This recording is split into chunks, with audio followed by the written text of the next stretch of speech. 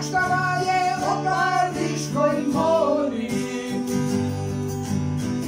Željela je Pariz da je voli. Voljela je lude noćne šetnje, da je svira melodije cvjetne svaku noć, svaku noć. Željela